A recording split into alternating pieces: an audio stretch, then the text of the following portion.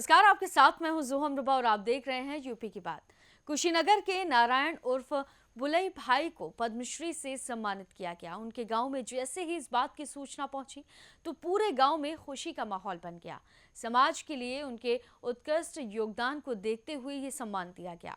111 साल की अवस्था में बुलई भाई का निधन हुआ।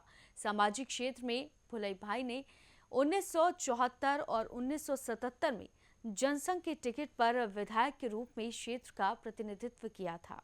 कुशीनगर जिले के रामकोला क्षेत्र स्थित पगार गांव निवासी नारायण उर्फ भुलई भाई को मरणोपरांत भारत सरकार ने पद्मश्री से सम्मानित किया।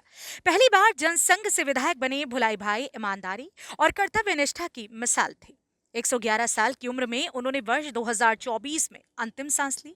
जीवन में उन्होंने कभी सिद्धांतों से समझौता नहीं किया। बच्चों को ईमानदारी व कर्तव्य निष्ठा ही सिखाते थे।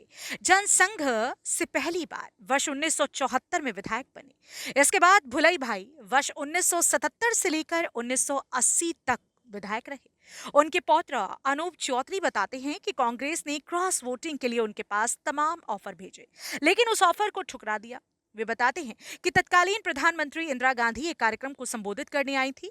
उस समय क्षेत्र के लोग बाढ़ से प्रभावित थे और आने जाने में दिक्कत हो रही थी। कार्यक्रम में नारायण उर्फ बलाई भाई ने प्रधानमंत्री से मिलकर छितौनी बंधा और रेलवे लाइन की मांग की थी। उनकी मांग पर बाद में रेलवे लाइन बिछाई गई। आपातकाल के दौरान वो कई महीने तक जेल में रहे। भुलाई भाई सादगी और ईमानदारी के लिए प्रसिद्ध थे। उनकी पहचान केसरिया गमछा था, जिसे वो हमेशा धारण करते थे। उनका जीवन राजनीतिक संघर्ष और समाज सेवा से भरा रहा, जो आने वाली पीढ़ियों के लिए प्रेरणा स्रोत रहेगा। खुशी की बात है कि हमारे ग्राम सभा में पद्मश्री का पुरस्कार मिला है। देखिए, निष्ठावान और ईमानदारी थी। कभी उन्होंने धन की लालच नहीं किया, कभी अपनी खेत बाड़ी भी देखने नहीं जाते थे। क्या हो रहा है उनको ये नहीं वो रहता था। बड़ी ईमानदारी के साथ उन्होंने पार्टी के साथ बने रहे और वो कभी भी स्नान भी करते थे तो कोई कास्टली सोडा नहीं इस्तेमाल करते थे। भोजन शाकाहारी करते थे और पूरा पैदल चलते थे, साइकिल से चलते थे। विधायक रहते हुए साइकिल से चलते थे।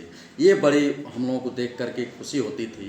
ये अगर उनके जीते जी अगर मिला होता तो बहुत खुशी होती और उनको एक अनुभूति होती है। कोई भी आदमी कोई कर्म अच्छा करता है और उसके सामने रिजल्ट आता है तो उससे बहुत खुशी होती है।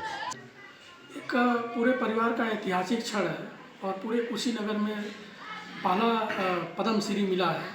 पूरा परिवार गौरवान्वित है और दादाजी रहते तो और एक खुशी का लहर रहता। और पूरा परिवार और भाजपा परिवार ऐतिहासिक इस क्षण में उसका एक उस क्षण के हम लोग एक विभिन्न अंग हैं जो आज गर्व महसूस कर रहे हैं। दादाजी कहते थे कभी भी सत्य की राह पे चलना चाहिए और दल एक रहेगा। एक जगह रहने में जो सम्मान मिलेगी वो कहीं नहीं मिलेगी।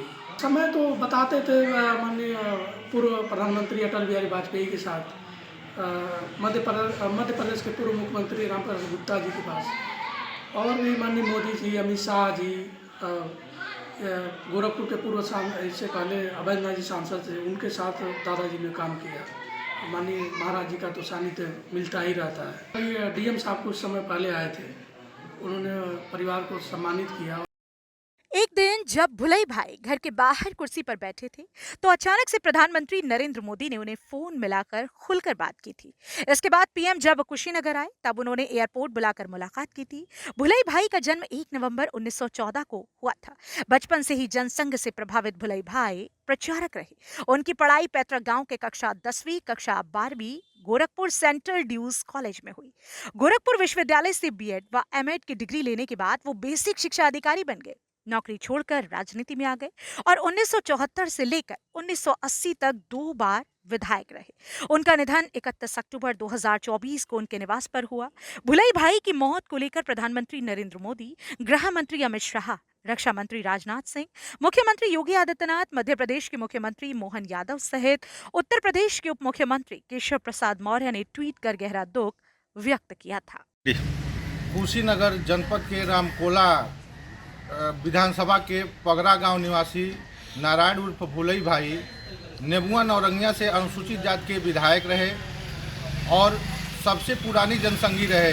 अटल बिहारी वाजपेयी के समय से ये जनसंघ में काम करते रहे और कुशीनगर में भारतीय जनता पार्टी को आगे ले जाने का काम भुलई भाई ने किया था। इनको वर्तमान प्रधानमंत्री नरेंद्र मोदी से भी बातचीत हुआ और इनको सम्मानित किया गया। उसके बाद रक्षा मंत्री राजनाथ सिंह भी सम्मानित किए, अमित शाह गृह मंत्री भी सम्मानित किए। 110 वर्ष की आयु में ये इनकी मृत्यु हो गई और उसके बाद इनको पद्म श्री से सम्मानित करके प्रशस्ति पत्र दिया गया। यूपी की बात से ओंकार तिवारी, कुशीनगर। पद्मश्री पुरस्कार आमतौर पर किसी क्षेत्र में विशिष्ट सेवा के लिए दिया जाता है। ये पुरस्कार समाज में सकारात्मक बदलाव लाने वाले लोगों को दिया जाता है। बुलई भाई को उनका सामाजिक क्षेत्र में दिए गए योगदान को देखते हुए पद्मश्री पुरस्कार दिया गया। फिलहाल के लिए इस खबर में सिर्फ इतना ही। आप देखते रहिए यूपी की बात।